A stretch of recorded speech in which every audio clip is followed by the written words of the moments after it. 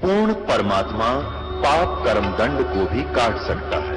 अभी तक जिस भी संत व महापुरुष से मिले उन्होंने यही बताया कि पाप कर्म फल भोगने से ही समाप्त होगा। वो प्रभु कौन है जो पाप कर्म को काट देता है, वो काल के बंधन से छुड़वा देता है। उसका क्या नाम है, पूजा की विधि क्या है? कृपया अवश्य सुनिए जगत गुरु तत्वदर्शी संत रामपाल जी महाराज के अमृत वचन।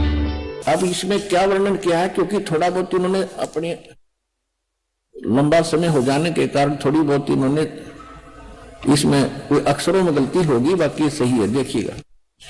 अब जब परमात्मा की प्राप्ति होगी, ये ज्ञान सागर है। ज्ञान सागर एक अध्याय है कबीर सागर का, ज्ञान सागर। इसके 74 पृष्ठ पे, 74 पृष्ठ पे। अब यहां क्या कहते हैं, सुन जुल्हा मन भयो आनंदा।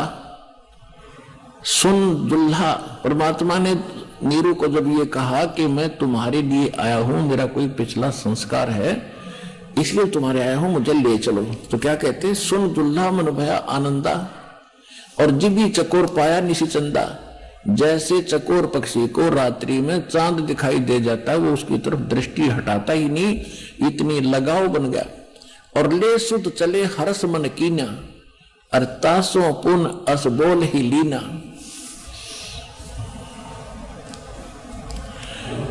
अब सुत काशी को ले चले, लोग देखता आव।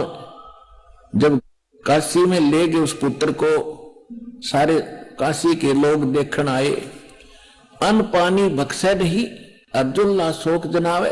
वो कुछ खा पी नहीं रहा, उनको चिंता हुई। तब जुलाहा मन किन दीवाना, उसने विचार किया, रामानंद सो कही उत्पाना। अब रामानंद जी के पास जाकर ये बता रहे हैं कि क्योंकि प्रार्थना सब जगह की, कहीं से सहारा इनको मिला नहीं, अंत में वो रो रही थी। फिर परमात्मा ने ये वास्तविकता जो दास बता रहा है, ये मूल ज्ञान है, ये अभी तक छुपा था, ये दास के अतिरिक्त किसी के पास नहीं है। तो ये थोड़ा सा इससे भी हमें लिंक मिल रहा है कि पहले वो रामानंद जी के पास भी गया, वहां से उसने जो जतन बताया उसने किया, लेकिन वास्तव ये हुआ था परमात्मा की कृपा से ही। और शंकर भगवान आए थे। फिर भी हम इस इतिहास को सिर्फ इतना मिलाना चाहते हैं कि ये ऐसी लीला कबीर भगवान ने की थी, और जिसका वेद भी साक्षी है, विटनेस है कि वो भगवान ऐसी लीला करता है। वो परम अक्षर ब्रह्म है, वो पूर्ण परमात्मा है, सच्चा भगवान। कहते हैं तब जुल्हा मन कीन दीवाना, रामानंद सो कही उत्पाना। मैं सुत पायो बड़ो गुणवंता, और कारण कौन बखे निसंता। हे संत जी, हे रामानंद जी, मेरा पुत्र मुझे मिला है कि, और वो कुछ खा नहीं रहा, किस कारण से नहीं खाता। रामानंद जब ध्यान तब धारा, जुल्हा सो तब वचन उचारा। रामानंद जी ने ध्यान मग्न होकर जुल्हाए से इस प्रकार कहा कि पूर्व जन्म तो ब्राह्मण जाति, पहले पिछले जन्म में तू पहले ब्राह्मण था, हर सेवा की भल भांति तूने बहुत अच्छी भक्ति करी थी, लेकिन कुछ तो सेवा हर की चूका। तूने कोई भक्ति भगवान की चूक कर दी, तात भयोजुल हो का रूपा, इसलिए तू धानक बन गया। और प्रीति प्रभु गए तो लेडी, तेरी उस प्रीत को, प्रेम को परमात्मा ने स्वीकार करके ताते उद्धान में सुत तो दीना, इसलिए तुझे वहां जंगल में ये एक पुत्र दे दिया। तो क्या कहता है नीरू के, हे प्रभु जस के इन्ना तस पाया, मैंने जैसा किया वो तो मुझे फल मिल गया, मैं जुल्हा दानक कहलाता हूं। और आर्त हो तो दर्शन आयो, मैं संकट में तेरे पास आया हूं। रामानंद जी नीरू कह रहे, सो कहिए उपाय गुसाई, बालक अक्षुधावंत कुछ खाई। कुछ ऐसा उपाय बताइए, मेरा बेटा भूखा है, ये कुछ खा ले।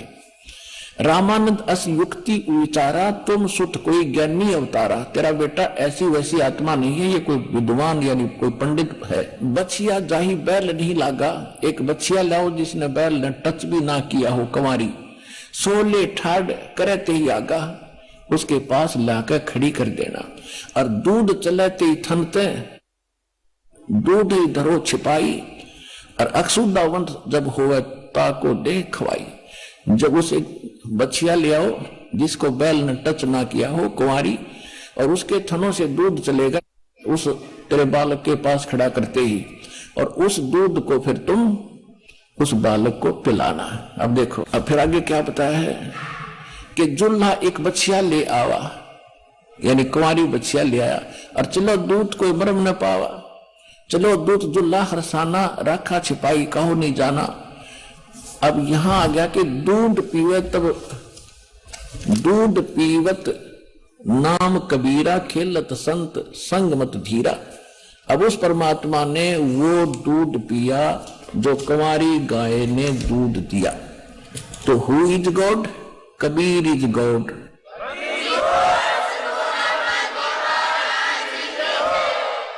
कौन कबीर? हम सुल्तानी नानक तारे दादू को उपदेश दिया, जात जुलाहा भेद न पाया वो काशी महे कबीर हुआ। अनंत कोट ब्रह्मांड का एक रति नहीं भारे, सतगुरु पुरुष कबीर हैं ये कुल के सिरजनहारे। आदरणीय गरीबदास साहिब जी ने, जिन्होंने परमात्मा को ऊपर जाकर उनके साथ देखा, उनके सामर्थ्य से परिचित हुए, फिर परमात्मा ने उनके अंदर जो ज्ञान फीड किया, उन्होंने फिर वो अमृतवाणी परमात्मा की महिमा की हमें सुनाई। तो गरीबदास जी ने अपनी वाणी में ऐसा लिखा है कि शिव आए शिव प्रीत, अवगत बदन विनोद, और नजर नजर से मिल गई लिया इसको गोद, 7 बार चर्चा करी बोले बालक बहन। और नीरू से फिर शंकर भगवान कहते हैं कि ला मोमन एक धैनु, अन ब्यावर को दूहत है, दूध दिया तत्काल, और पीवे बालक ब्रह्म गति तासी भय दयाल। जैसा भी है, अब कबीर सागर में ये प्रमाणित हो गया कि परमात्मा ने कुंवारी गाय का दूध से उनकी बालकपन की परवरिश हुई लीला में। और वेद यही बताते हैं, वो शिशु रूप धारण करके जो सेकंड टाइप की स्थिति में परमात्मा यहाँ आते हैं, उसकी परवरिश की लीला बचपन की कुंवारी गायों से होती है, वो पूर्ण परमात्मा है। तो क्या सिद्ध हुआ कि काशी वाला वो धानक, अनंत कोट ब्रह्मांड का सृजनहार, आप और हम का सबका परमपिता, ये पूर्ण परमात्मा है। आज हम उसको पहचान चुके हैं। अब जो प्रसंग चल रहा है कि जब ये परमात्मा 5 वर्ष के हो गए, क्योंकि ये वेद बताते हैं, ऋग्वेद मंडल नंबर 9 सूक्त 86 का मंत्र 26 और 27, ये कंसेप्ट क्लियर कर देते। 2 ही मंत्र पर्याप्त है, लेकिन हमारे अंदर ऐसा पुराना रंग जमा पड़ा है, इसको 5-6 प्रमाण इकट्ठे नहीं ठोक दिए जाते तब तक ये हटता नहीं। जैसे कोई रंग पेंट घना हो जाए, उस पर एक मार कई पे मारना पड़ता है, तो पुराना घटिया होता है, उसको उतारने में भी समय लगता है, उसको उतार कर ही नया चढ़ाया जाता है। तो ऐसे ऋग्वेद मंडल नंबर 9 सूक्त 86 के मंत्र 26 में कहा है कि वो परमात्मा भक्तों के सब संकटों का समाप्त करता है, अपने शरीर का को हल्का तेज पुंज का बना के, क्योंकि वहां तो उनका वो दूसरा तेजो में शरीर है, सरल करके, अपने रूप को सरल करके, और बिजली जैसी गति से यानी तीव्रता से यहां आता है, अच्छी आत्माओं को मिलता है। वो कबीर परमात्मा है, कबीर देव है वो। और ऋग्वेद मंडल नंबर 9 सूक्त 86 के मंत्र 27 में क्या कि वो परमात्मा ध्रुवलोक के 3रे पृष्ठ पर विराजमान है, वहां रहता है, और वहां से चलकर आता है। किस लिए आता है? वो ज्ञान देने के उद्देश्य से। ऋग्वेद मंडल नंबर 9 सूक्त 82 मंत्र 1, 2, 3 में, ऋग्वेद मंडल नंबर 9 सूक्त 20 मंत्र 1 में, ऋग्वेद मंडल नंबर 9 सूक्त 54 के मंत्र 3 में, ऋग्वेद मंडल नंबर 9 सूक्त 96 यानी 96 के 16 से लेकर 20 में, ऋग्वेद मंडल नंबर 9 सूक्त 94 के मंत्र 1 में, ऋग्वेद मंडल नंबर 9 सूक्त 95 के मंत्र 2 में, और भी अनेक स्थानों पर है। ये इसका सारांश ये है कि वो परमात्मा ऊपर रहते हैं सतलोक में, उस अमर लोक में, और वहां से स्वयं आते हैं गति करके, शिशु रूप धारण करते हैं। एक ऐसी तिथि है, दूसरे में वो कहीं भी कभी प्रकट हो जाते हैं साधु संत रूप बना के। वो उनकी तीसरी प्रकार की स्थिति है। और वो अच्छी आत्माओं को मिलते हैं, उनको ज्ञान देते हैं, यथार्थ ज्ञान देते, और वो अपनी महिमा की वाणी यानी उस सूक्ष्म वेद को, तत्व ज्ञान को लोकोक्तियों के माध्यम से, कविताओं के माध्यम से और उच्चारण करके बोलते हैं, जिस कारण से वो एक प्रसिद्ध कवियों में से भी एक गिने जाते हैं। और वो कवियों की तरह आचरण करते हुए घूमते हैं, अपना प्रचार करते हुए वो परमात्मा भक्ति मार्ग के गूढ़ रहस्यों के मंत्रों को भी प्रकट करते हैं। और परमात्मा ने कहा कि सो हम शब्द हम जग में लाए, सार शब्द हमने गुप्त छुपाए। कि ये सो हम शब्द आपके किसी ग्रंथ में नहीं है, ये हमने ला के दिया। ये भी बहुत सहारा देता है, लेकिन सार नाम अभी हमने गुप्त रखा है। वो तो अब खोलना था 5505 जब कलयुग बीत जाना था। तो इस दास के पास परमात्मा ने वो गूढ़ रहस्य खजाना दे रखा है, और ये विष्णु लूट लो, लूट सको तो।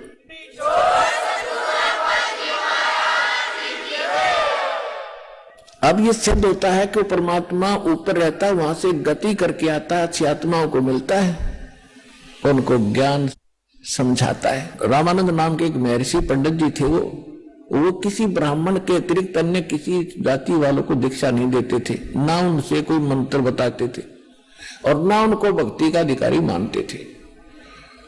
जिस कारण से उन्होंने अपने ऋषियों को ही, ब्राह्मणों को ही ऋषि बनाकर प्रचारक बना रखा था।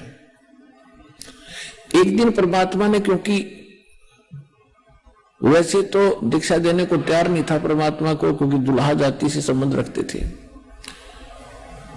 उन्होंने एक लीला की। जब वो 5 वर्ष के हो गए तभी से इन ऋषि महर्षियों के छक्के छुड़ा दिए उन्होंने ज्ञान से परमात्मा को। जिस उद्देश्य को लेकर आए थे वो तो करना ही था उन्होंने। तो उसमें रामानंद जी एक दिन स्नान करने के लिए प्रतिदिन जाते थे अपने आश्रम से, और वहां गंगा के ऊपर एक घाट बना रखा था, उसको पंचगंगा घाट बोलते थे। उनमें केवल ब्राह्मण लोग ही स्नान करते थे अधिकतर, बाकी अन्य जाति वाले कहीं नाव गंगा वो अलग बात थी, लेकिन उस घाट पर वो वही ब्राह्मण ही स्नान किया करते थे ऋषि। तो उस पंचगंगा घाट पर प्रतिदिन रामानंद जी स्वामी स्नान करने जाते थे। जब परमात्मा लीला में शरीर में 5 वर्ष की लीला कर रहे थे, उस समय रामानंद जी की आयु 104 वर्ष की थी। और सुबह सुबह वक्त से उठकर, गर्मियों का मौसम था, स्नान करने के लिए जा रहे थे, तो परमात्मा उस पंचगंगा घाट की पौड़ियों पर लेट गए, एक 2-2.5 साल के वर्ष के बच्चे का रूप बनाकर। 2.5 वर्ष के बच्चे जितना रूप बनाकर शरीर का, और लेट गए पौड़ियों पर। रामानंद जी नीचे उतर रहे थे, अंधेरे में दिखाई नहीं दे रहा था उसको। हाथ में माला थी, गले में कंठी थी एक तुलसी के मणिये की। जो ही परमात्मा कबीर जी 2-2.5 वर्ष के बच्चे के रूप में लेटे हुए थे, उनकी सिर में खड़ाऊं लगी, उनकी चरण पादुका लगी रामानंद जी की। जैसे बच्चे रोते हैं ऐसे रोने लगे परमात्मा। रामानंद जी ने सोचा किसी बालक का, कोई बालक लेटा था और इसको चोट आ गई, मेरे कारण साधु संत में दया बहुत होती है। तुरंत एकदम झुके सपीटते, जो ही वो झुके थे उनके गले की कंठी जो थी, जो वैष्णव परंपरा से दीक्षा होने का प्रतीक था, वो कंठी निकल कर अंधेरे में कबीर साहब के गले में डल गई, 2.5 साल के बालक की। और रामानंद जी कहता बेटा, सिर पे हाथ रखे कहता बेटा रो मत, राम राम बोल, राम राम बोल, उठ ले बेटा, गलती से लग गया, मैंने दिखाई नहीं दिया मुझे, बैठ जा, तुझे जिसका होगा पहुंचा दूंगा, मैं स्नान कर लेता। परमात्मा तो इस उद्देश्य से गए थे। उन्होंने वो स्नान करने लगे, वो अंतर्ध्यान होकर अपने मुंह बोले माता पिता की झोपड़ी में आकर विश्राम किया। रामानंद जी ने देखा बच्चा चला गया, सोचा चला गया होगा, चला गया, बात समाप्त हुई। एक दिन परमात्मा ने एक विवेकानंद नाम के रामानंद जी के शिष्य थे। और इसने क्या कर रखा था, रामानंद जी ने 1400 ऋषि बना रखे थे, इनके अक्षेत्र बांट रखे थे। काशी में भी 52 विभाग कर रखे थे और 52 स्थानों पर ये प्रतिदिन ये ऋषि इसके प्रचार करते थे। उनमें से एक अक्षेत्र में विवेकानंद नाम के एक ऋषि रामानंद जी के शिष्य वो प्रचार कर रहे थे विष्णु पुराण में, और बता रहे थे भगवान विष्णु अजरो अमर है, सर्वेश्वर है, महेश्वर है, इनका कोई माता पिता नहीं है। तो परमात्मा तो जानी जानते, उन्हें खड़ा होकर कहा कि स्वामी जी मेरी एक शंका का समाधान कीजिए। अखां जी बोलो। आप कह रहे हो कि भगवान विष्णु जी के कोई माता पिता नहीं है, और शिव पुराण में रुद्र संहिता के अंदर 5, 6, 7 उस अध्याय में लिखा है कि भगवान विष्णु जी की उत्पत्ति इस सदाशिव और दुर्गा से हुई है, शंकर जी से, जैसे जिसको आप शिव बोलते हो। नहीं ऐसा कहां लिखा, कहां लिखा? उसने वो खोल कर देखी, उसमें लिखा मिला, उल्टी रख दी। कहते झूठ बोलता है ये दुल्हाए का बच्चा, क्या जाने सदग्रंथों के बारे में। देखो रे लोग कितना झूठ बोलता है, ऐसा कुछ नहीं है। तो उसने विवेकानंद ने पूछा कि तुझे ये ज्ञान कहां से हुआ, तू ऐसी बकवास कर रहा है? क्या तू पढ़ा है या तूने कहीं से दीक्षा ली है? कहां जी दीक्षा ली है? किससे? जिससे आपने ले रखी है। अब वो स्वामी रामानंद का सच ब्राह्मण, और विवेकानंद जी ने पूछा कि तेरी जाति कौन है? उससे पहले श्रोता ही कहने लगे कि ये तो नीरो जुलाहे का बेटा है, और इसकी तो आदत है स्वामी जी, जहां जाता है ये छेड़छाड़ करता ही है। तो कहने लगा देखो रे, ये जुलाहे का पुत्र मेरे गुरुजी से दीक्षा ये कहता मैंने ले रखी है। तो उस विवेकानंद ने कहा कि तुझे पता है मैं किसका शिष्य हूं? कहां पता है किसका? स्वामी रामानंद जी के शिष्य आप। तो स्वामी रामानंद जी ब्राह्मण हैं? विवेकानंद ने कहा हाँ मुझे पता है ब्राह्मण है। और आप जुलाहा हो, आपको दीक्षा कैसे दे दी? कि दे दी। मैं कहने लग रहा कि क्या सबूत है तेरे पास? कि मेरे पास ये देख कंठी दे रखी। कंठी तूने वैसे डाल ली होगी कि रामानंद जी से पूछ लेना। फिर अब रामानंद जी के पास गया और सभी श्रोताओं से कहा कि देखो रे कितना झूठा है ये दुल्हाए का पुत्र। उसने विषय बदल दिया, सच्चाई से हटकर जनता को भ्रमित करना चाहा और मूर्ख बनाए रखना उनका उद्देश्य था कि तुम्हारी सच्चाई का पता ना लग जाए, लोग तुम्हें धिक्कारेंगे कि तुमने के पढ़े। आज तक देखकर भी वो जानबूझ कर अनदेखा करा करते थे। और परमात्मा कहते जानबूझ साची तजा करे झूठ तने, ताकि संगत है भगवान स्वप्न में भी ना दे। ऐसे मूर्खा की तो स्वप्न में भी ना चाहिए। गुरु बने बैठे थे और श्रोताओं से कहा कि तुम भी आना कल सुबह 8-9 बजे, स्वामी जी से कहूंगा इसको वहीं बुलाएंगे। ऐसा ही हुआ। लंबी कहानी है, आज विषय थोड़ा सा और सुनाना चाहता था। तो रामानंद जी के पास जाकर विवेकानंद जी ऋषि ने कहा कि महाराज हमारी तो नाक कट गई, हम तो मुंह दिखाने लायक नहीं रहे जनता में। एक दानक का पुत्र आपको कहता है कि मैंने स्वामी जी से नाम ले लिया है, उनको गुरु बना लिया है, और भरे समाज में बोला महाराज हम तो मर गए कति, हमारी तो जो है ना सामाजिक मौत हो जाएगी, हमें कौन पूछेगा। इस बात से रामानंद जी के भी गुस्सा उठा कि मैं दुल्हाओं को तो निकट भी नहीं आने देता, दूर से बातें करता हूं, छूने भी नहीं देता, अपने चरण भी नहीं छूने देता, उसको लाओ बुलाकर। लंबी कथा, यानी परमात्मा को वहां लाया गया। उधर से सब श्रोता आगे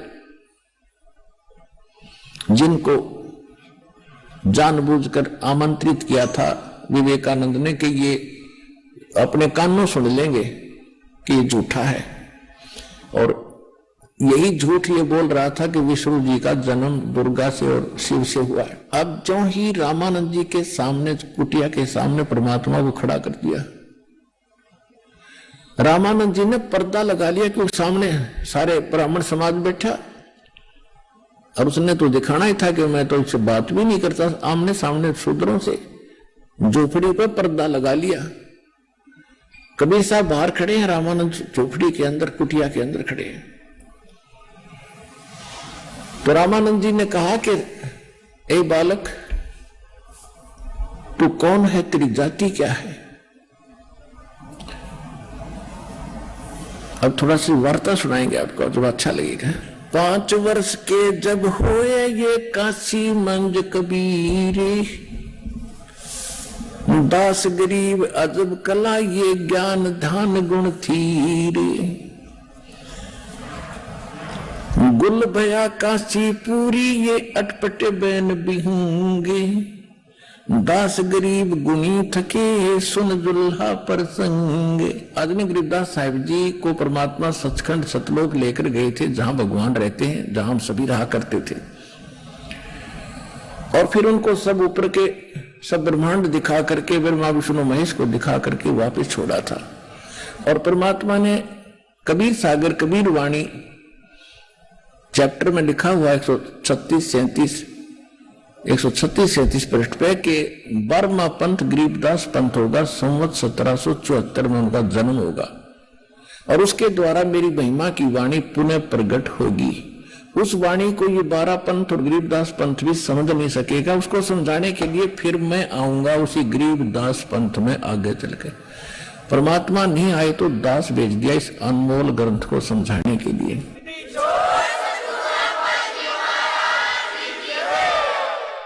तो गरीबदास जी के माध्यम से परमात्मा ने अपनी महिमा ऐसे वर्णन कराई जो सच्चाई है। गरीबदास जी कहते हैं, गुल भया काशीपुरी अटपटे बैन विहंग, ऐसा अद्भुत ज्ञान बोला करते थे। दास गरीब गुणी थके सुन जुल्ला प्रसंगे, कि वो विद्वान पुरुष भी छक्के छूट गए उस परमात्मा के प्रसंग सुन सुन के। रामानंद अधिकार सुन जुल्ला अक जगदीश, दास गरीब विलंब नहीं वो ताही नवावत शीश। रामानंद को गुरु कहे वो तन से नहीं मिलाते, दास गरीब दर्शन भये पैड़ लगी जो लाते। क्योंकि ये कोड वर्ड है, ये सूक्ष्म वेद है, इसमें बहुत सांकेतिक शब्द है, और सांकेतिक शब्दों को परम संत ही यानी मालिक का कृपा पात्र ही सुलझा सकता है। यही वेद भी बताते हैं कि जो सांकेतिक शब्दों को और विस्तार के साथ बताता हूं परम संत और जगत का तारणहार होता है। इसमें क्या बताया है कि पंथ चलत ठोकर लगी राम नाम के दीन, दास गरीब कसर नहीं फिर सीख देगी परवीन। चलते चलते ठोकर लगी सिर में और कहा बेटा राम राम बोल। तो कहते उस परमात्मा ने इस प्रकार के कबीर परमेश्वर ने रामानंद जी से दीक्षा ली। फिर जब पता लगा ऐसे तो क्या कहते हैं, आडा पर्दा लाए कर वो रामानंद बोजनते। आडा आगे पर्दा लगा लिया, बाहर परमात्मा खड़े। एक 5 वर्ष के थे उस समय, 5 वर्ष की लीला में शरीर में, अंदर 104 वर्ष का वृद्ध महात्मा जिसकी बहुत बड़ी महिमा और बड़ा वेदों का ज्ञाता विद्वान माना जाता था, और वो अंदर से पूछ रहा है, आडा पर्दा लाए कर वो रामानंद बोजनते, दास गरीब कुरंग छवि वो अदर ढाक को दंते। अब देखो ये टेढ़ा काम है काल का। रामानंद जी इतना गुस्सा हो रहा था अंदर झोपड़ी में, सामने ब्राह्मण समाज और इज्जत का नाश हो गया कि एक धानक का लड़का और मुझे गुरु बताता है। कहती नो कूदा जैसे मर्ग कूदा कर अंदर पैर पीटे, तू कैसे कह रहा है, तूने कैसे मुझे गुरु कहा है, कैसे कह। और क्या बोलता है, कौन जात कुल पंथ है और कौन तुम्हारा नाम, दास गरीब आधीन गति फिर बोलत है बलि जाऊं में। अब गरीबदास जी हम बता रहे हैं कि रामानंद जी ने ये पूछा कि तेरी कौन जात है, तू कौन से पंथ से संबंधित है, तेरा क्या पंथ है, कौन तेरा इष्ट है। और कहते गरीबदास जी कहते हैं, गरीबदास अधीन गति, जैसे गुरु के सामने शिष्य का भाव होना चाहिए। परमात्मा वो एक उदाहरण भी पेश करने हमारे लिए आए थे कि गुरु जी चाहे कुछ भी गुस्सा हो या प्यार दे, विनम्र रहना चाहिए। तो क्या कहते हैं कि वो कह रहा है तेरी कौन जात है, तेरा कौन पंथ है, बता मुझे। और वो बड़े आधीनी से भगवान कह रहे हैं, गरीबदास आधीन गति ही बोलत है बलि जाऊं मैं, कि बलिहारी जाऊं उस भगवान पर। कितना विनम्र ढंग से रामानंद जी से पेश आए और फिर क्या बोले, जात हमारी जगत गुरु और परमेश्वर है पंथ, दास गरीब लिखत पड़े मेरा नाम निरंजन कंत। कि जाति पूछते हो, मैं जगत गुरु हूं, पूरे विश्व को ज्ञान देने वाला। और मेरा पंथ पूछते हो, कौन सा मेरा मार्ग है, मेरा परमेश्वर पंथ है। ईश्वर परमेश्वर, तीन पुरुष है, तीन भगवान है। श्रीमद् भगवद गीता अध्याय नंबर 15 के श्लोक 16 और 17 में तीन पुरुष है। पुरुष कहो जैसे सरपुरुष, अक्षर पुरुष, परम अक्षर पुरुष। सरपुरुष ये 21 ब्रह्मांड का स्वामी, ये ब्रह्म है, ये ईश भी कहलाता, ईश। और ईश्वर यानी से श्रेष्ठ वो अक्षर ब्रह्म यानी सातसंग ब्रह्मांड का स्वामी है, वो परब्रह्म कहलाता। परब्रह्म एक परब्रह्म है, एक पार ब्रह्म। पार ब्रह्म तो पूर्ण परमात्मा होता है, और परब्रह्म यानी ब्रह्म से नेक्स्ट पर दूसरा, वो सातसंग ब्रह्मांड का वो ईश्वर समझो। और परमेश्वर उस ईश्वर से भी परम श्रेष्ठ परमेश्वर, ईश्वरेषु समर्थेषु श्रेष्ठ स परमेश्वर, यानी वो सबसे जो सबका मालिक है। मैं उस पंथ से संबंधित हूं। जात हमारी जगत गुरु और परमेश्वर है पंथ, परम अक्षर ब्रह्म का मार्गदर्शन करने आया हूं मैं। दास गरीब लिखत पड़े मेरा नाम निरंजन कंत। यदि तू वेदों में कहेगा तो मेरा कंत माने दुल्हा स्वामी, मैं वो निरंजन स्वामी हूं। अब यहां भ्रमित ना होना पुण्यात्मा। निरंजन का अर्थ होता है माया से रहित, यानी परमात्मा ही हो सकता है। ये काल भी अपने आप को, ये डुप्लीकेट है, अपने आप को ये भी निरंजन सिद्ध करता है, इसलिए ये ज्योति निरंजन से प्रसिद्ध हो गया। लेकिन वास्तव में निरंजन का अर्थ होता है परमात्मा लिप्त ना हो माया से, तो केवल एक ही है। बाकी ये ज्योति निरंजन है, और इसको शॉर्टकट में सीधा इसको भी निरंजन कहते हैं। तो निरंजन शब्द सुनकर रामानंद जी दुखी हो गया कि अपने आप को भगवान कहता है और एक जुल्हाई का पुत्र। रे बालक सुन दुर्बुद्धि तेरा घटमट तन आकार, दास गरीब दर्द लगा जब हो बोले सर्जनहारे। गरीबदास जी कितनी कलम तोड़ दी मालिक की महिमा गाने में कि रामानंद जी ने परमात्मा को अपशब्द बोले कि रे दुर्बुद्धि, ए मंदबुद्धि के व्यक्ति, और तेरा तो सब कुछ दिखाई देता है, तेरा शरीर है, और तू कहता मैं निरंजन यानी परमात्मा हूं। और देखो हमारी बुद्धि ऐसी थी, ऐसी हमारे धर्म गुरुओं की थी कि जैसे हम विष्णु के पुजारी थे, हम भी, रामानंद जी विष्णु का पुजारी था। भगवान की मूर्ति साथ रखते हैं, विष्णु जी साकार देवता हम मानते हैं, और फिर भी मानते हैं भगवान निराकार है, मानते थे। ऐसे रामानंद जी की दुर्बुद्धि थी। विष्णु का पुजारी है और मानता यह था कि भगवान तो निराकार है, समाधि में उसका प्रकाश देखा जाता है। तो यहां इस दृष्टिकोण से परमात्मा को लताड़ रहे हैं कि तेरा सब कुछ तन मन और ये शरीर दिखाई देता, आकार दिखाई देता है, दुर्बुद्धि, और तू अपने आप को भगवान कहता है। रे बालक सुन दुर्बुद्धि तेरा घटमट तन आकार, दास गरीब दर्द लगा हो बोले सर्जनहार। कि रामानंद जी को गरीबदास जी कह रहे ये दुख हुआ जो भगवान ने अपने आप को भगवान कह दिया। और फिर क्या अपशब्द बोले, तुम मोमन के पालवा तेरा दुल्हे के गर्भा से, दास गरीब अज्ञान गति एकता दृढ़ विश्वास। तो मोमन के घर यानी एक दुल्हा, एक मुसलमान के घर तेरे टुकड़ों पर पल रहा है और तू अपने आप को भगवान कहता है। ए मूर्ख, मान बड़ाई छोड़े कर तुम बोलो बालक बेने, दास गरीब अधमुखी एता तुम गट फेने। रे बालक नीची कला तुम हो बोले ऊंचे, दास गरीब पलक घड़ी खबर नहीं दम कूचे। अब रामानंद जी फिर ज्ञान पर आ गया कि रे एक पल का तेरा भरोसा नहीं, कब मर जाएगा, तू भगवान कहता अपने आप को। अब परमात्मा क्या कहते, मैं के बदन खुलास कर सुन स्वामी परवीने, दास गरीब मनी मरे मैं आजज अधीने। कि मैं अहंकार नहीं कर रहा हूं और मेरे अंदर अहंकार नाम की चीज नहीं है दाता, लेकिन मैं जो कह रहा हूं ये सारी सत्य है। क्या बोले,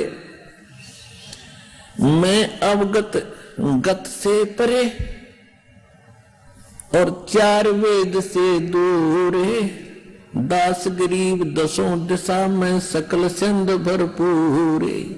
मैं तुम्हारे इन चार वेदों में नहीं हूं, यानी इनमें मेरी प्राप्ति नहीं है।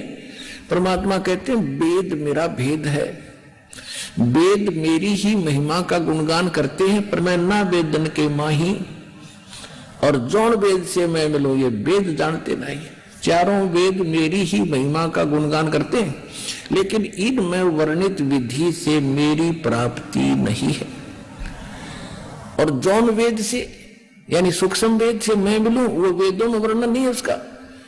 तो वो सूक्ष्म वेद जिस वेद से भगवान मिले इस दास को प्राप्त है, गरीबदास को प्राप्त हुआ, उसके बाद दास को मिला है इसके गूढ़ रहस्य। फिर कहते हैं मैं अवगत गत से पहरे और चार वेद से दूर, दास गरीब दसों दिशा में सकल सिंध भरपूर, मैं सर्वव्यापक भी हूं।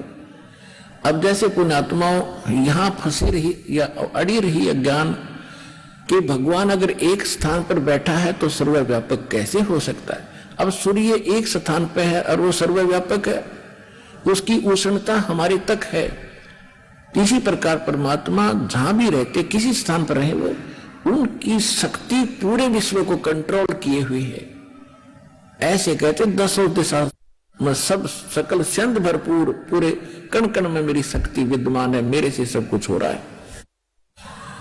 सकल सिंध भरपूर हूं मैं खालिक हमरा नाम है, और खालिक माने सारी सृष्टि का रचने वाला मेरा नाम समझ ले। और गरीब दास ए जाती हूं तैज कहा बलि जाऊं मैं, कि मैं मेरा कोई जात नहीं है। और हे स्वामी हे गुरु जी आप मेरे गुरु हो और आपने मुझे नीच कहा, कुछ भी कहा, और मैं बलिहारी हूं आपका, लेकिन मेरा कोई जात नहीं है, आजात हूं। जात पात मेरा नहीं बसती है बिन थाम, दास गरीब अनिन गति तन मेरा बिन चाम। मेरा शरीर तुम्हारे जैसा नहीं है, इस हाड़ चाम से बना हुआ नहीं है। ए स्वामी सृष्टा में और सृष्टि हमारे तीर, दास गरीब अधर बसू अवगत सत्य कबीरी।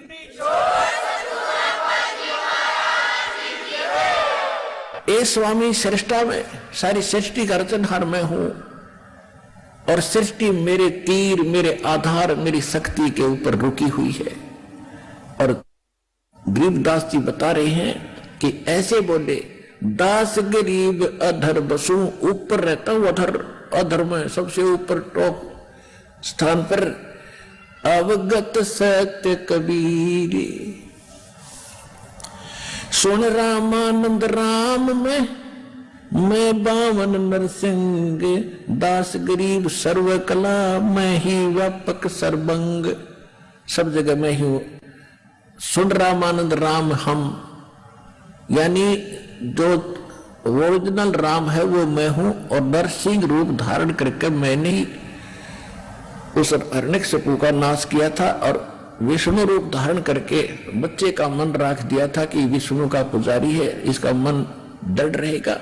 और भगवान को तो जाने नहीं थे, तो इसलिए मालिक ने आज तक भक्ति और आस्था बनाए रखने के लिए स्वयं लीलाएं की, और क्रेडिट इनको ही देता रहा, बच्चों को।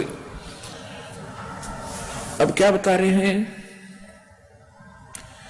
सुन स्वामी सतभाक हूं झूठ न हमरे रिंचे, दास गरीब हम रूप बिना ये और शुक्ल पर पंच। कि स्वामी जी साची कह रहा हूं मैं, इतनी भी रिंचक जरा से भी झूठ ना समझना, और मेरे बिना ये सब बकवाद है सारी, और कोई भगवान नहीं है पृथ्वी पर संसार में। मैं रोवत हूं सृष्टि को, ये सृष्टि रोवे मोहे। गरीबदास इस वियोग को समझ न सकता कोई। परमात्मा कहते हैं मैं रोवत हूं सृष्टि को, मेरी भक्ति करो तो मैं यहां भी सुख दूंगा और फिर वहां ले जाऊंगा जहां कभी तुम्हारी मृत्यु नहीं होगी, तुम्हें कोई अभाव नहीं, जहां तुम पहले रहते थे। और ये मुझे खोज रहे हे सर्वशक्तिमान, हे सर्व संकट मोचनहार, सारे सुख दियो, सारा दुख दूर करो, और तुम मुझे खोज रहे हो। और मैं कह रहा हूं मैं भगवान हूं, तुम मुझे पहचान नहीं रहे हो। तो हमारे इस वियोग को, हमारे इस विछोह को, बीच के इस अंतर को कौन समझावे। अब ये दास भेज दिया इस अंतर को समझाने के लिए। अब समझा के छोड़ूंगा।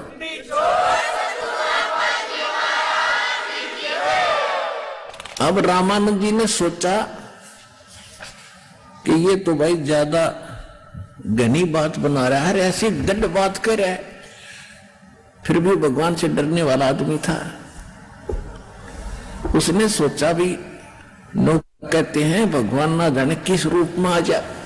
इतना विचार हमें भी आता था पहले पहले। तो रामानुज जी ने सोचा पहले मैं अपनी दैनिक क्रिया जो करता था भक्ति की, वो कुछ शेष रह रही थी। रामानंद जी ने कहा कि तू बैठ जा बालक बाहर, मैं पहले अपनी कुछ पूजा कर लेता हूं जो शेष रह रही है, फिर बाद में तेरे से खुलकर बात करूंगा। अब रामानंद जी कैसी साधना करता था, ये कर्म कांड किया करते हैं। एक तो मूर्ति होती है भगवान विष्णु की, और मूर्ति, एक तो कर्मकांड मूर्ति से करते हैं कि भगवान विष्णु की मूर्ति के सभी कपड़े उतार देते हैं, उनको स्नान कराते हैं, और फिर नए सिरे से स्वच्छ कपड़े, धोती और सारा कुछ कपड़े दोबारा से उनका श्रृंगार करते हैं। एक कंठी माला होती है, माला एक मणिये की, जो बताया आपको, तुलसी के माले की एक कंठी होती है, तुलसी के मणिये की, वो कंठी भी डालते हैं और तिलक लगाते हैं, फिर मुकुट रखते हैं ऊपर। और जिस दिन मुकुट रख दिया जाता है वो मुकुट उस दिन उतार नहीं सकते, ऐसा कर्मकांड में कोई विधान है। यदि कोई बीच में कोई श्रृंगार भगवान का रह गया और मुकुट रख दिया तो उस दिन उतार नहीं सकते, वो पूजा खंडित मानी जाती है। ऐसा सावधानी बरती उसने, तो उस दिन वो साधक बड़ा दुखी होता है। तो रामानंद जी ने सारा कुछ श्रृंगार करके मुकुट रख दिया भगवान की मूर्ति, यानी वो मानसिक वो करता था, उसके सामने मूर्ति नहीं थी।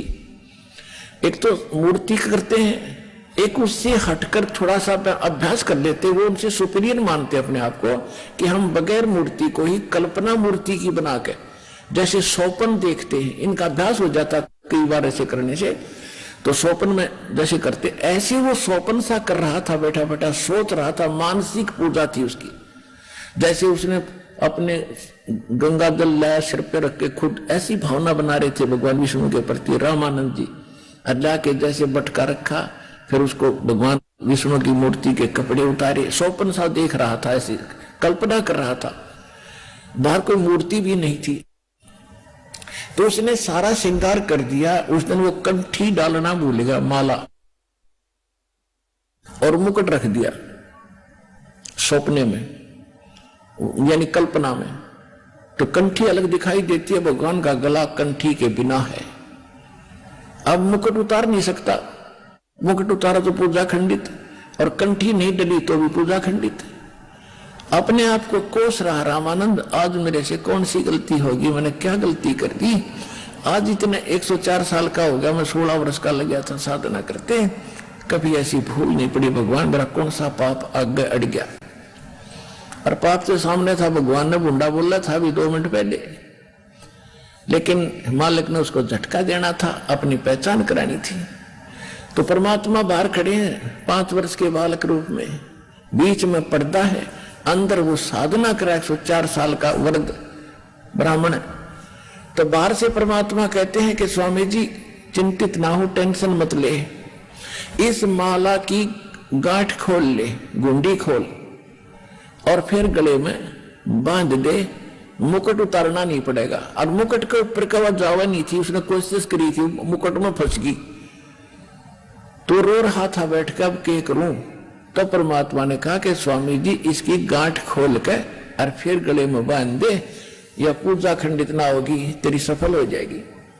और तेरे की कोई मूर्ति नहीं, और इसने मेरे मन की बात जान ली, मनुष्य नहीं, बालक नहीं, दुल्हा नहीं, ये भगवान आया है।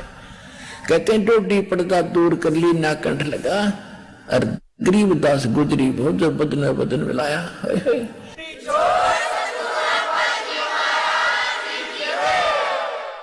तो पुण्यात्माओं, इसको ब्राह्मण कहते हैं। ब्राह्मण से जो ब्रह्म पहचाने, जो भगवान को पहचान ले, वो ब्राह्मण है।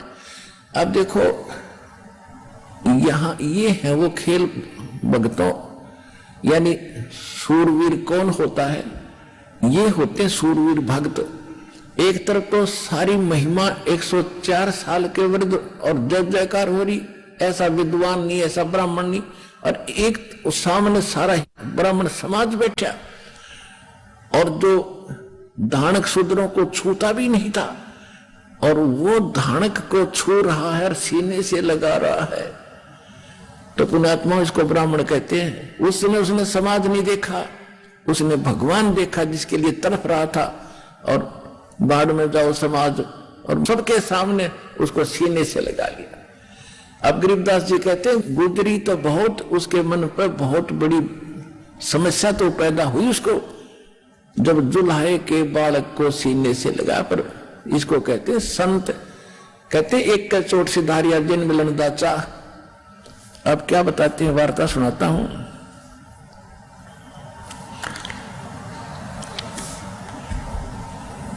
कहते बोले रामानंद जी हम घर बड़ा सुकाले, दास गरीब पूजा करे मुकुट भई जदमाल।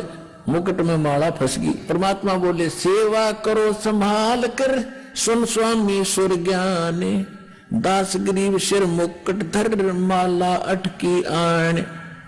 स्वामी घुंडी खोल कर फिर माला गल डारे, दास गरीब इस भजन को भाई जान सके कर तारे।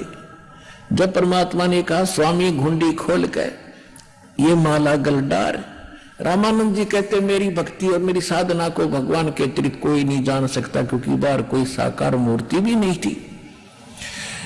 डोडी पर्दा दूर कर फिर लीना कंठ लगाए, गरीबदास गुजरी बहुत जब बदन का बदन मिलाया। एक जुल्हे से संपर्क किया, टच किया। कहते मन में नोटा आवती किए कहेंगे, पर कहने दे नो भी गल आवती कहने दे, भगवान मिल गया। फिर क्या कहते हैं रामानंद जी, ओए होए, कहते मन की पूजा तुम लखी, मेरे मन की बात मैं पूजा जो कर रहा था आपने पकड़ ली मेरी बात। और मुकुट माल परवेशे, गरीब दास गति कौन लखे, तेरा कौन वर्ण के भेखे। ओए होए, रामानंद जी कहते हैं कि आपने मेरे मन की बात पकड़ ली, आप परमात्मा हो, अब मेरा यकीन हो गया। लेकिन आपको कैसे कोई परमात्मा मानने, आप किस वर्ण में खड़ी हो जुल्हे में, और किस वेशभूषा में, धोती कुर्ता बांधे एक बालक खड़ा छोटा सा, आपको कैसे भगवान पहचाने, कौन माने दाता। मन की पूजा तुम लखी ये मुकुट माल परवेश, गरीब दास गति कौन लखे, तेरा कौन वर्ण क्या भेष। अब रामानंद जी क्या कहते हैं, ये तो दीक्षा तुम दी मान ली मन मोरी, गरीब दास तुम कोमल पुरुष और हमरा बदन कठोरे। जब रामानंद जी ने कबीर परमात्मा 5 वर्ष के बच्चे को सीने से लगाया, ऐसा शरीर था जैसे रबड़ का हुआ करे, हार्ड मास का शरीर नहीं दाता का। ये विधेयी थे, विधेयी माने विलक्षण देह थी परमात्मा की, हमारे जैसी देह नहीं, से भिन्न देह थी, तेज पुंज का शरीर था दाता का। रामानंद जी कहते हैं मेरा तो बद्र जैसा शरीर है दाता, और आपका तो कोमल बदन रुई जैसा शरीर है दाता आपका। ये तो दीक्षा तुम दी यानी आपने मुझे जो अकल दी है, जो मेरी अकल ठिकाने लाने के लिए जो मेरे साथ आपने घटना करी है, या तो मैं समझ गया, क्योंकि बुद्धिमान था कि मेरे को इस जाति वाले भ्रम से मिटाने के लिए, हटाने के लिए इन्होंने जो कुछ ये लीला की है। और तुम कोमल पुरुष है परमात्मा, आप तो बहुत नरम शरीर है आपका, और हमारा बदन कठोर। अब क्या होता है कि रामानंद जी ने, अब परमात्मा ने तो वार्ता बढ़वानी थी, उनका थोड़ी सी भूल फेर डाल दी और पिछली बात याद दिला दी कि एक बात बताओ बच्चा, आपने झूठ क्यों बोला? परमात्मा बोले झूठ क्या बोला स्वामी जी? अपने आत्मा परमात्मा ने हमें एक उदाहरण पेश किया है कि गुरु और शिष्य का कैसा भाव और लगाव होना चाहिए। गुरु के सामने अति अधीन होकर बात करें, परमात्मा तुल्य मान के उनसे व्यवहार करें, स्वयं मालिक होकर के एक गुरु और शिष्य की भूमिका हमारे लिए एक उदाहरण पेश करते हुए कितना प्यार से कह रहे हैं। कहते हैं स्वामी जी मैंने कैसे झूठ बोला कि बेटा आपने कहा कि मैंने तुम्हें दीक्षा दी है। कहा जी आपने दीक्षा दी है? कब दी है? एक दिन आप स्नान करने गए थे, मैं पैड़ियों पर लेटा हुआ था, आपकी खड़ा मेरे सिर में चरण पादुका लगी थी, मैं रो रहा था और आपने कहा था बेटा ना रो, राम राम बोल, राम राम बोले। कि हाँ, उसको याद आया कि भाई वो तो एक छोटा बच्चा था बेटा, क्योंकि 2.5 वर्ष के बालक का रूप था उसमें, और वहां खड़े थे 5 वर्ष के बालक के रूप में। तो 2.5 वर्ष के बालक का और 5 वर्ष के बालक का डबल डिफरेंस होता है हाइट में, शरीर में, बॉडी में। तो वह उसके गले ना उतरे रामानंद जी के। तो परमात्मा ने उसी समय एक अन्य रूप बनाया 2.5 वर्ष के बच्चे का, और एक सेवक की चारपाई थी उस पर लेट गए। अब देखो स्वामी जी ऐसा था। अब स्वामी जी ने 6 बार तो 2.5 वर्ष के बच्चे की तरफ देखा और 6 बार सामने खड़े 5 वर्ष के बालक के रूप में देखा। और थोड़ी सी देर में क्या हुआ, 2.5 वर्ष का बच्चा वहां से उठकर उस 5 वर्ष के बालक में समा गया। रामानंद जी खड़ा रह गया।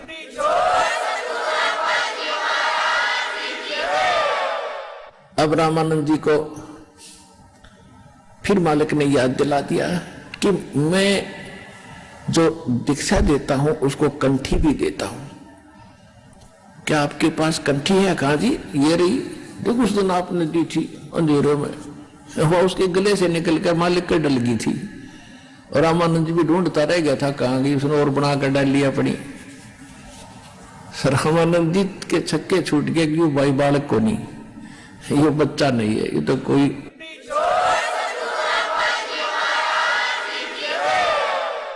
फिर रामानंद जी ने कहा जी मैं तो राम नाम तो नहीं देता किसी को मंत्र रूप में। जैसे पुण्यात्मा हम सत्साई बोलते ही हमारा कोई मंत्र नहीं है, ये नाम जाप नहीं है। सतनाम कहते ये नाम जाप नहीं है, वो मंत्र अन्य है। तो ये ऋषि लोग कोड वर्ड रखते थे, राम राम कहते थे, भाई राम राम बोल। तो राम राम, और वो नाम देता था ओम, ओम मंत्र देता था, और ओम नमः भगवते वासुदेव एक ये मंत्र देता था, और ओम मंत्र देता था। लेकिन ये बताते नहीं थे किसी को सामने को। जैसे आम ये रिवाज कैसे पड़ गई, इनको एक संकेत दिया जाता था कि राम नाम की भूल ना लगे भगवान। राम नाम, उनका राम नाम ओम था, हमारा राम नाम है ये 2 अक्षर का सतनाम। राम नाम जप कर थर हुई, ओम सोहम मंत्र दोई। और उनका केवल राम नाम था ओम। तो ये राम राम तो एक औपचारिक था। जैसे कहा जाता था भी भगवान की भूल कभी ना पड़े, काम करते करते भी याद करते रहना। तो सबको आदेश दिया जाता था ऋषियों को कि एक दूसरे को राम राम बोलना। राम राम का अर्थ ये समझ लेना कि जो मंत्र दे रखा है उसका जाप कर, टेंशन में मत घूम। तो सामने कोई मिलता था उसको राम राम कहते थे, वो समझ जाता था हाँ जी हाँ राम राम राम राम, हाँ मेरे याद है, अब कर रहा हूं या अभी शुरू कर देता हूं जो मंत्र मुझे प्राप्त है। ये उनका कोड वर्ड थे।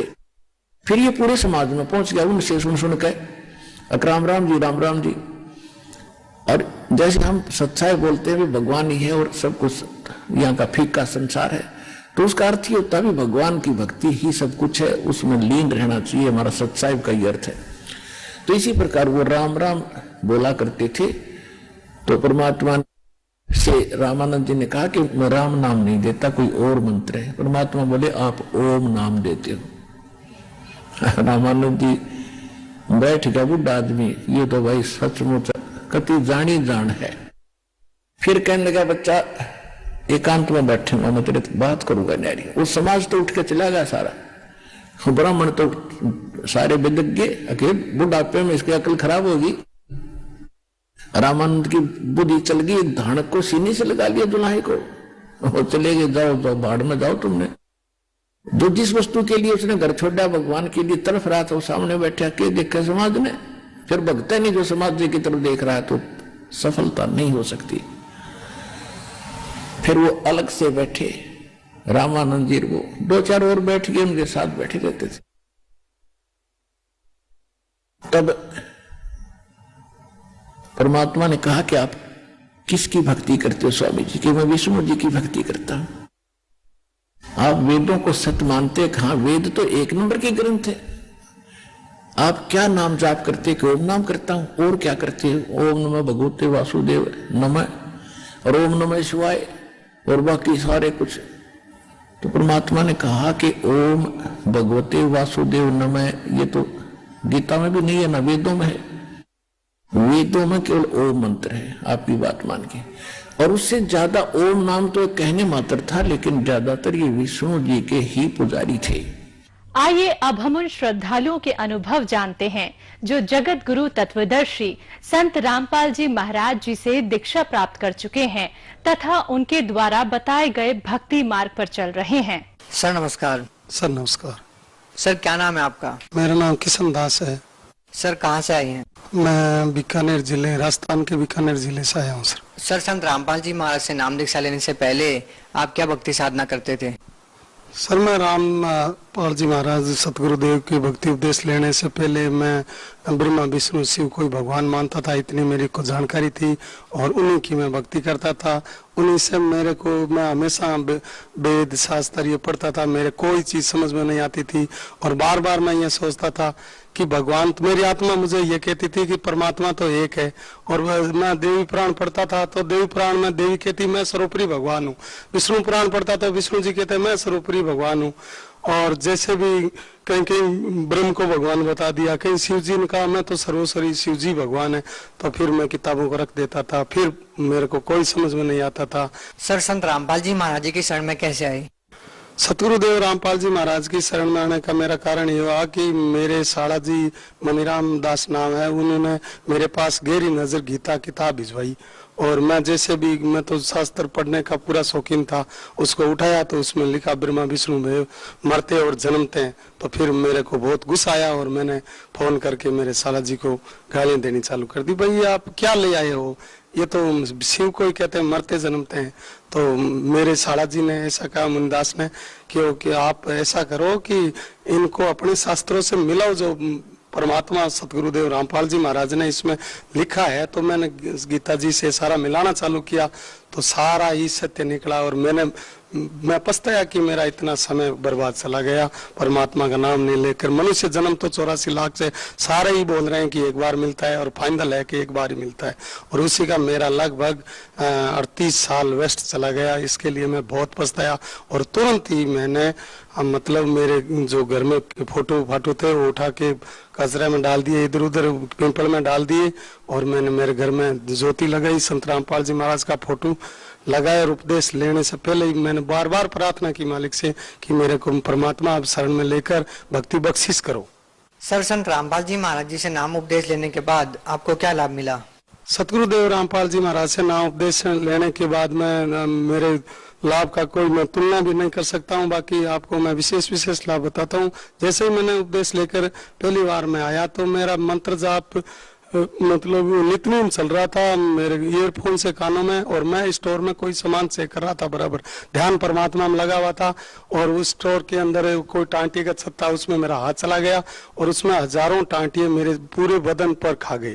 तो मेरा फिर ध्यान हटके परमात्मा से उधर टांटिया की छत के पास आया। तो मैंने सोचा अब तो मेरा शरीर मतलब 4 गुना हो जाएगा और बहुत दर्द होगा, परंतु मेरे दर्द तब तक नहीं हुआ। फिर भी मैं मतलब वहाँ गांव में एक वैद्य था, उसके पास रवाना हो गया कि मैं जाकर एविल के टीके लगाऊंगा तो मेरे को रिलीफ मिलेगी। और वो वैद्य का घर काफी दूर था, वहाँ पहुँचते पहुँचते मेरे को 20-25 मिनट लगे और वहाँ पहुंचा तब मेरे को न तो कोई सोजन थी न दर्द था।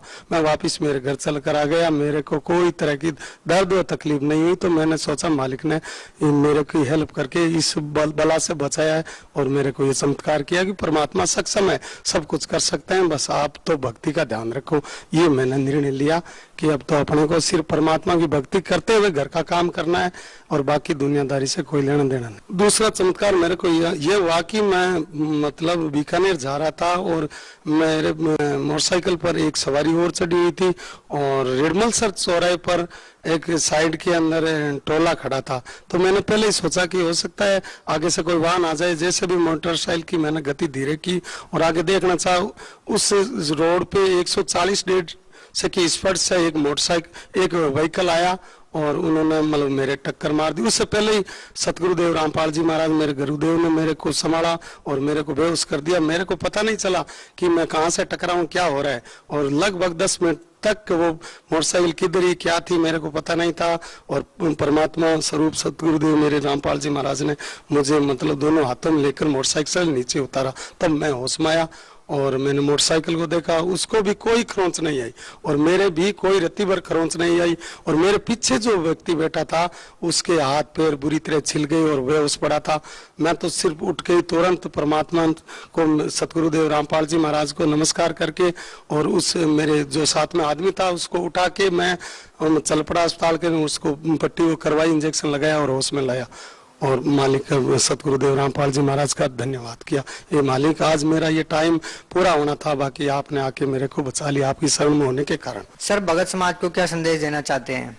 भगत समाज से मैं ये प्रार्थना करना चाहता हूँ कि इस वक्त धरती पर ये टाइम पहले ही परमात्मा कबीर साहिब के रूप में सुतपुरुष भगवान आए थे, तो ये टाइम निर्धारित किया हुआ था और आज परमात्मा स्वयं सतगुरुदेव रामपाल जी महाराज के स्वरूप में ये धरती पर प्रकट है।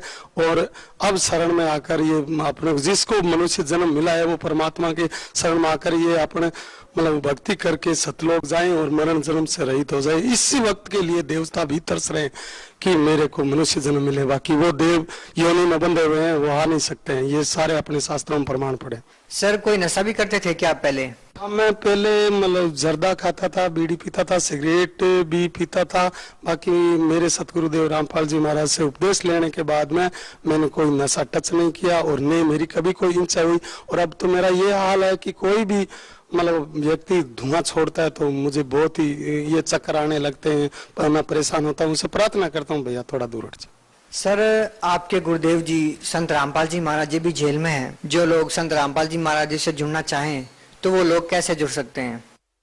अभी सतगुरुदेव रामपाल जी महाराज के आदेशानुसार हमारे बीकानेर में नामदान की सुविधा प्रारंभ है। कोई भी भगत परमात्मा के शरण में आना चाहता है तो तुरंत वो बीकानेर नामदान के पास आए और अपना नाम उपदेश लेकर अपना जीवन सफल करें और ये मरण जन्म से रहित होकर सतलोक अपना जो निज स्थान है वहाँ पहुंचे। और परमात्मा सतगुरुदेव रामपाल जी महाराज हमें हमारे हृदय में 24 घंटे हम मालिक को याद करते रहते हैं और परमात्मा की भक्ति करते रहते हैं।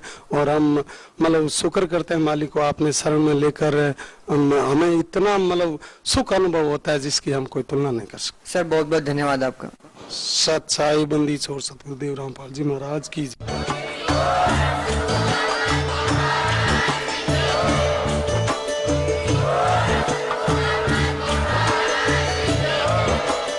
आप सुन रहे थे जगत गुरु तत्वदर्शी संत रामपाल जी महाराज जी के मंगल प्रवचन। अधिक जानकारी के लिए विजिट कीजिए हमारी वेबसाइट www.jagatgururampalji.org। संत रामपाल जी महाराज जी के शुभ आशीर्वाद से पूरे विश्व भर में 500 से भी ज्यादा नाम दीक्षा केंद्र हैं, जिन पर संत रामपाल जी महाराज जी द्वारा ऑनलाइन निशुल्क नाम दीक्षा दी जा रही है। अपने नजदीकी नाम दीक्षा केंद्र का पता करने के लिए संपर्क करें 8222